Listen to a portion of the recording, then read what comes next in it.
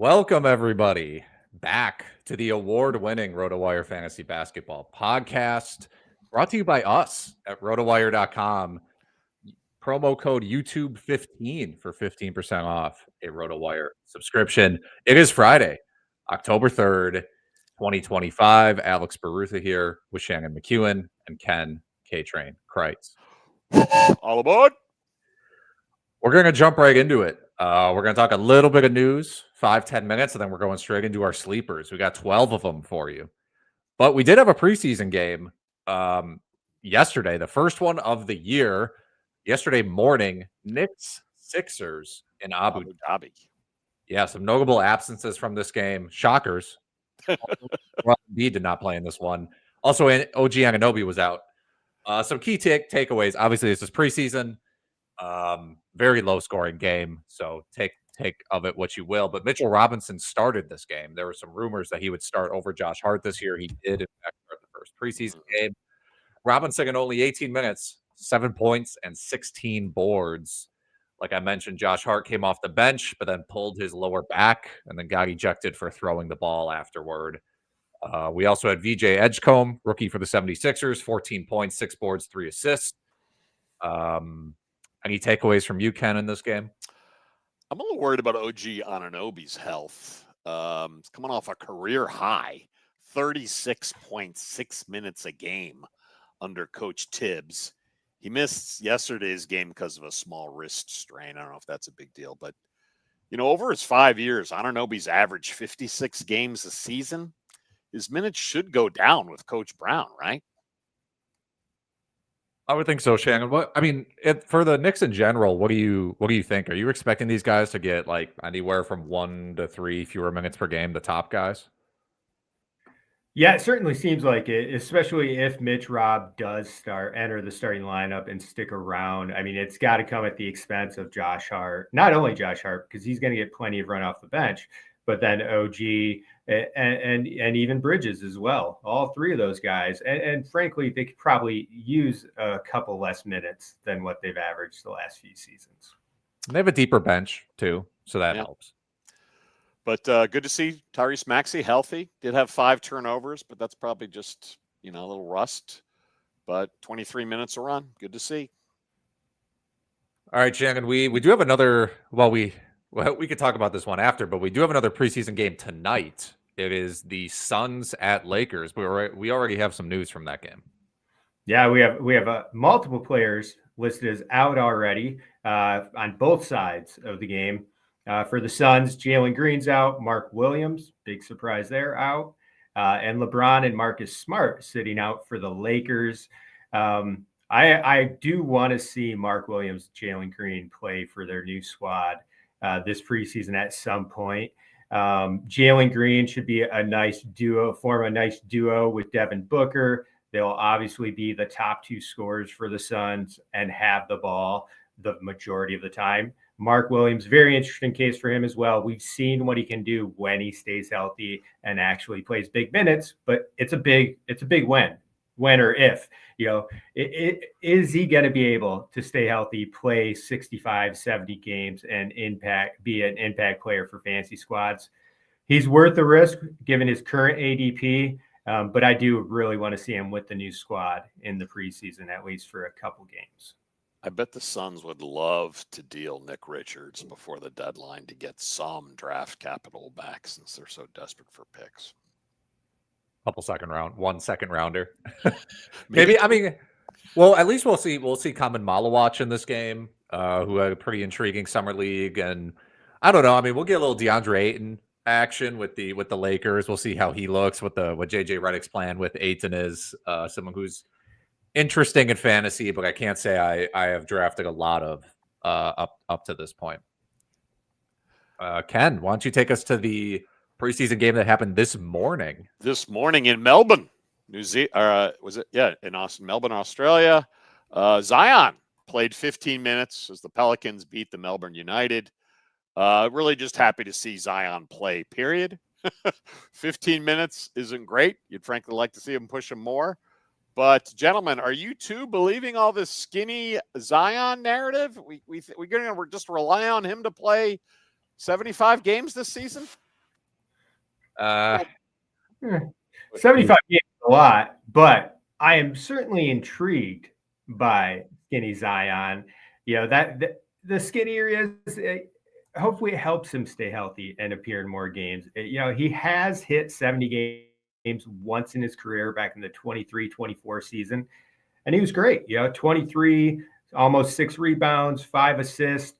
I want to see that next step from Zion. There's always going to be some risk with him from a fantasy standpoint, not only because of health, but because his free throw percentage is bad. He doesn't hit 3-pointers. So there's a couple categories that he doesn't impact you. He doesn't but rebound in points leagues, forward. Specifically like best ball format. No. Well, that's because he's 6'6", but and he's never going to be down there boxing out and in the muck. But I'm very much intrigued by Zion this year as a top 50 pick in points-based league. In categorical leagues, I'm probably still avoiding because there's multiple categories where he doesn't do much of anything, and also the injury risk. Yeah, I rarely draft Zion. If I do, it's usually in a points league, and it's usually in a best ball league. In a category league, you'd probably have to fall to pick like 55, 60 for me to be like, okay, maybe I can take the risk at this point. All right, well, that's really it for news. We should go to sleepers. Yes, and before we jump into these sleepers, remember, promo code YouTube15 at rotowire.com/subscribe for 15% off a RotoWire subscription where you will get access to our premium tools customized for your league type. So if a fantasy site changes their default format, you can be completely ready for that. Or if you're playing in a strange league, we have all of those custom settings for you and premium articles, etc. Let's jump into the sleepers then. I am going to start things off with Bucks point guard Kevin Porter Jr., who has an aggregate ADP around pick 100. Doc Rivers confirmed that he will be the starting point guard for the Milwaukee Bucks. For a Bucks team that, look, after Giannis, I have no idea who is going to be the second player in this offensive hierarchy. If you think about who is reliable offensively, it's not that many guys. Like, do you consider Miles Turner reliable offensively? Kyle Kuzma? No. Even KPJ is kind of a no, but he's really all they have in terms of like a true playmaking guard who has shown real upside in the past. Someone who I think has top 75 upside. And you're just not going to find a lot of starting point guards playing 30 minutes a game potentially after pick 100. I'm tempted to lump Cole Anthony in here too, just because who knows? Like you said, who knows who's going to be scoring after Giannis on this team? We know Anthony can get buckets. He's a tweener guard, not a point guard. But the Gary Trent experiment, except for a few playoff games, hasn't gone that great. So there's going to be opportunity. I feel like there's going to be a lot of waiver wire Bucks talk throughout the season. I agree. Yeah, in five starts with the Bucks last season, Porter was fantastic. He averaged 17.5, 5.5, 6.5 assists, 1.6 steals, 1.6 3-pointers, all around production from this guy when he did get starts. That includes one playoff start that he had. With Dame out of town now, no one else to really fill that void at point guard. I also, like Ken mentioned, I like Cole Anthony as a deeper sleeper. I think both of them could be impact players for the Bucks this year. Who you got, Ken, as your first sleeper? I'm going to go with a name from frequent waiver wire videos the past 2 years. Andrew Nembhard, the starting point guard for the Indiana Pacers. We know Tyrese Halliburton is going to be out all year, and this is a weird bridge year for the Pacers. Hey, per 36 minutes with Halliburton off the court, Nembhard averages almost 15 points, almost 8 assists, 1.4 steals, and 1.1 3-pointers made per 36 minutes. I also wonder if backup point guard TJ McConnell at age 33, is he trade bait as these Pacers really try to load up for the 26-27 season? Nembhard's going to run the show in a weird season for the Pacers. He's going to have a full green light with defensive stalwarts, Aaron Nesmith and Jay Huff in the starting lineup. Plus, there's very little bench scoring on this team now that Matherin's a starter. So I just see a lot of shots, a lot of minutes, a lot of assists for Andrew Nembhard, who has proven he can play as an NBA starter. Yeah, if you can find a guy around ADP of 90, like we're talking about, 30-minute a game upside. The thing I trust the most with Nembhard is the passing. I think he's a great passer. So you mentioned it with Mathurin. There are some other guys on this team, not that many, who can score a little bit. But I'm interested to see what Carlisle has cooked up for Nembhard with a whole offseason to prepare for him to be the lead guy. Also, Nembhard's a better defender than Mathurin, so I just think they're going to keep him on the court for some crazy minutes. Agreed. Agreed. My first sleeper is Reed Sheppard, guard for the Rockets, ADP of 127. With Freddie VanVleet out possibly for the season with a torn ACL, Sheppard will have an opportunity to carve out a significant role with the Rockets. His ADP is 127, but he's getting drafted, or currently we have him ranked based on our modest, frankly, like very modest projections for Sheppard, have him listed as a top 75 player, projected top 75 player. I think he can easily attain that, playing 28 to 32 minutes per game for the Rockets, which I believe will be in the cards this season. I think there's a good chance he starts alongside Amen Thompson in that Rockets backcourt. You got to remember, we mentioned Jalen Green's gone. Mentioned him earlier. Yes, Kevin Durant's coming to town, but Green's gone. Cam Whitmore's gone. VanVleet's gone. Dylan Brooks is gone. This team is going to have a much different rotation than they did last season, and Sheppard's going to be a big part of that. He was the number 3 overall pick in 2024. He's flashed tons of upside since being drafted, looked great in summer leagues. He only played in 3 G League games last season, and it was obvious from those 3 outings that the Rockets did not need to have him playing in the G League, because he went out there and totally dominated. 30 points, 7.3 assists, 4.7 rebounds, 2.7 steals, and 5 trays on 47 140 splits. Again, just 3 games, only 9 free throw attempts, and he made them all. But fantastic upside. He's a guy who I'm comfortable reaching 2 to 3 rounds above that current ADP that he has. He's going around round 10 in a lot of leagues, 11 in some. I'll grab him with the top 100 pick, and I expect he's going to be one of the bigger surprises at the end of the year. We're going to be talking about that's a league-winning pick, Reed Sheppard. I'm with you, Shannon. I think the thing that gets I don't want to say under-discussed with Sheppard. People obviously think of him as a 3-point shooter, but the defensive deflection, steals and blocks, that's real. Like, he, even in his limited minutes, he proved he could rack up steals and blocks despite being 6'2" with a 6'3" wingspan. And so I think, when we're talking about fantasy value, that matters a lot. That matters a lot. So I think he does have good upside, and they need his 3-point shooting because the rest of the roster actually is not that great from distance. All right, I'm going on my next sleeper. Keyonte George, another guard, another potential starting guard from the Utah Jazz. ADP on aggregate of 117. I think there are people who prefer Isaiah Collier over Keyonte George, which I understand, because Collier had a higher assist rate and started at the end of last year while George came off the bench. But my argument for George is essentially that Utah has very little offensive identity. Okay, obviously Lauri Markkanen is their number 1 guy. In theory, Ace Bailey is their number 2 guy, but we don't know how ready he is. This team sort of has no reliable source of a combination of like playmaking and 3-point shooting. And Collier's a playmaker. He can pass, but he cannot shoot threes. Keyonte George can pass a little bit, more of a combo guard, but he can shoot. So I think if you're talking about someone who, and I like to compare him to Kobe White. Remember Kobe White? Like, he was playing 27 minutes a game, 26 minutes a game. The shot was not amazing. He was just like right on the edge. He gets a little more volume, gets trusted in the offense a little bit more, ups his 3-point shooting, and all of a sudden it's like, oh, like this is a top 80 guy. That's kind of how I feel about Keyonte George's upside this season. I mean, the opportunity's there. Their backcourt just stinks. Like somebody should step up.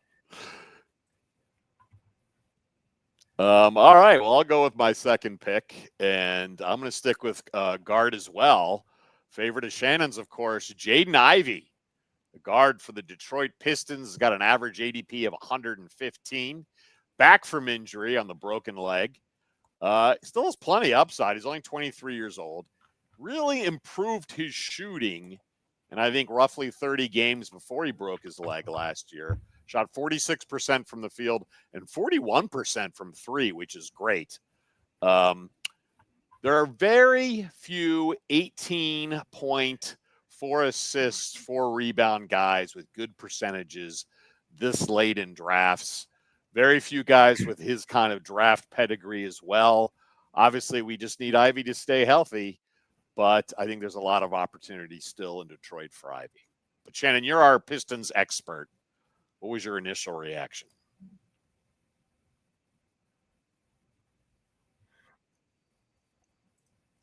Shannon? No, I 100% agree. I 100% agree. Ivey had a little mini breakout last year. He was taking that next step and progressing as a player, far more productive in his third season. This is a guy who was an elite player at the collegiate level. I don't know if he'll ever attain that status, but I do think he can be similar to Jalen Green with Devin Booker. He can be that duo. He can be that complement alongside Cade Cunningham for Detroit. And really, if you look at that roster, they are going to be expecting him to be the number 2 scorer for this team, like they did going into last season. So I think there's room for growth there. He could easily top 20 points per game. He has the skill set to do it. His 3-point stroke did look improved last year. I think he's an absolute steal at the current ADP of 115. Now, who's your next sleeper, Shannon?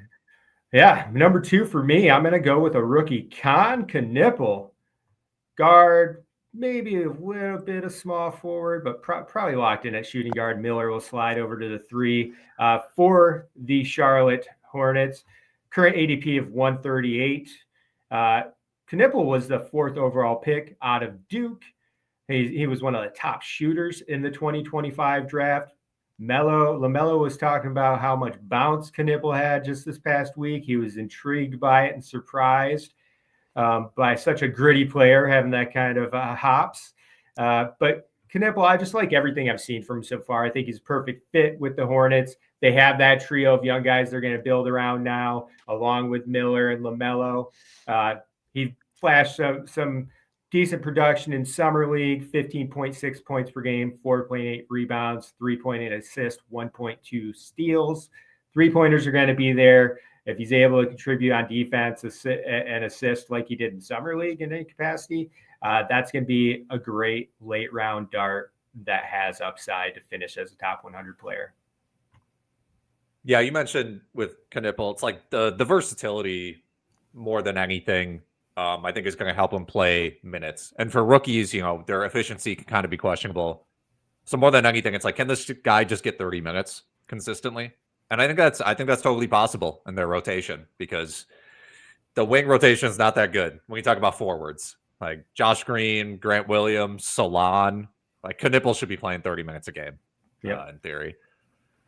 Okay, my next sleeper, Santi Aldama, forward for the Memphis Grizzlies, ADP around pick 125. I think he is tied for my most rostered player in underdog best ball leagues. Look, he had a very good season last year, sort of broke out, improved his consistency, his shooting, his versatility. Like he is very close to a more consistent 3-ball and just a couple more free throws, like a little more physicality into his game away from being very, very good in fantasy. And he has the opportunity this year. Desmond Bane, now on the Orlando Magic. Yep. That's 20 points and 5 assists that have, in theory, opened up. Jaren Jackson, Brandon Clark, and Zach Edey, all not healthy to start the year. Jackson might miss a few weeks to start the year. Clark's going to be out maybe the same, and then Edey could be out 2 months. And I don't think they're going to rush him back. I mean, he's a big man. They're not going to win the title this year. I think there are going to be plenty of nights where Santi Aldama is the number 2 option on this team, because I don't know who else it would be if Jaren Jackson is out. And John Morant's a number one, for example. Well, he certainly showed spurts of production and was a waiver wire darling for much of the last 2 years, since he joined the Grizzlies. So you just hope for some consistency, and you think he's kind of at that career arc now where he should deliver it. 100%. And in gen. Sorry. Go ahead, Ken. Well, I'm not going to surprise anyone with my third sleeper pick, and it's a fairly deep one. Sam Hauser of New England's Boston Celtics, current average ADP of 151, the starting power forward, believe it or not, for the Boston Celtics. Look, there are an insane amounts of shots available with Jason Tatum out and Porzingis and Holiday on other teams. This team has no power forwards. None. And Sam Hauser is the closest they have to a real four. We know Boston loves to jack threes, but now they have no stretch fives. So they really need Hauser's spacing. Hauser should get a ton of catch and shoot threes from Brown, White, and Simons. Look, 260 plus total made threes is well within Hauser's range if he can stay healthy, because the minutes are going to be there. If he gets over 260, that would rank 5th in made threes this prior season. And, his D is not as bad as most think. He could definitely get a steal per game. So I love taking Sam Hauser well before his 151 ADP. Yeah. Hauser is one of my favorite late round darts in best ball drafts right now. Good choice, Ken. My third sleeper is Bilal Coulibaly, guard forward for the Washington Wizards, ADP of 137. Yeah. First and foremost, it needs to be mentioned he's recovering from thumb surgery. He sustained the injury while playing for France during Eurobasket this past summer. But he should be back by mid-November. And in my opinion, that injury is actually a blessing in disguise for fantasy managers who are looking to target Coulibaly in their drafts. It's for his ADP would absolutely be at least 2 rounds higher if you're coming into the season healthy. This is a minor little thumb injury. It shouldn't be something that lingers on throughout the year. This is a 21-year-old who saw great growth, 21-year-old lottery pick who saw great growth in year 2. I expect further growth in year 3. He's great on defense. His 3-point shooting needs some work. Last year, he averaged 12.3 points, 5 rebounds, 3.4 assists, 1.3 steals, and 0.7 blocks, with 42 splits of 42, 74, and 28. If that 3-point shooting improves some, the free throw shooting improves some, we're going to see better all-around production. I also believe that this is a guy who can get over 1 block per game as well. He is an absolute menace on defense, and he's 6'8". He's got good length. I just love the upside. Another guy who I believe is going well beyond the top 100, who could end up being a top 100 value. Yeah, I mean, the shot was always going to be a development point, and he is sort of mentioned as like hey, this is a guy who he's going to need a longer runway. But you mentioned he's 6'8" with a 7'3" wingspan. We know he's great on defense. He improved his free throw shooting in terms of percentage last year, so that encourages me from okay, can he get back to 35% from 3 this upcoming season? And look, he's part of their core. They have a very set young core, right? With the Bob Carrington, Coulibaly, Keyshawn George, Alex Sarr, Trey Johnson now. So he's part of that. So I think when he plays or when he's back, he'll be playing real minutes. So for our final sleepers, we're gonna go deep sleepers. And we're going to just mention them quickly here. I'm picking Mitchell Robinson after not only just because of this preseason game against the Sixers where he started and had a 1 rebound a minute, but his ADP is 165. And look, he is injury prone. He has not played more than 25 minutes per game in a season for his career.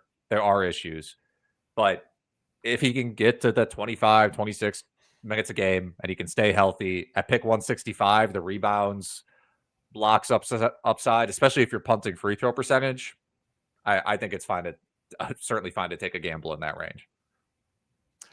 Absolutely. Agree 1,000%. My deep sleeper, staying in Boston, second-year player Baylor Scheierman, really guard and forward, really just a wing for the Boston Celtics. And really, it's the same logic as Sam Hauser. Ton of shots available. He's an old 24-year-old NBA sophomore. He did show signs last year. And his G League production was awesome. Almost 21 points, over 6 rebounds, over 5 assists, 1.6 steals, and 3.7 threes, over 34 minutes per contest in the G League. Again, this is a weird bridge year for the Celtics. They're looking for diamonds in the rough, and I think they're intrigued by seeing what they can get out of Baylor Scheierman. Nice. I like Scheierman as well. My deep sleeper, J. Huff, center for the Indiana Pacers, ADP of 159. 28-year-old big man was traded to Indiana this offseason. He's expected to compete for the starting job that's been left vacant by Miles Turner, who is now in Milwaukee. Yep. Huff's not much of a rebounder for his size. He's old. He's not a prospect, but he can pile up the rare combo of three-pointers and blocks. He averaged 3.9 3-pointers and 2.7 blocks in 36 minutes per for the Grizzlies last year. Had a couple of big outings for them as well when guys like Edey and Jackson were hurt. He's competing against Toppin, Walker, Tony Bradley, Isaiah Jackson. I know a lot of people like Isaiah Jackson. I'm not a big believer. I think Huff could surprise. I feel like Jackson had plenty of opportunities his last his 4 years with the Pacers that never really panned out, and they wouldn't have made this Huff deal if they really believed in Jackson. Yeah, he's really struggled to get like over 18 minutes a game. In theory, this would be the year, right? But he's also coming off the Achilles. Yeah. So I'm a little worried that second rotation is just bad for fantasy. But these are guys like Huff. Certainly, we know that Huff is good per minute. Yeah, like he proved that in Memphis. So certainly, the minutes are available. The minutes are yes, available.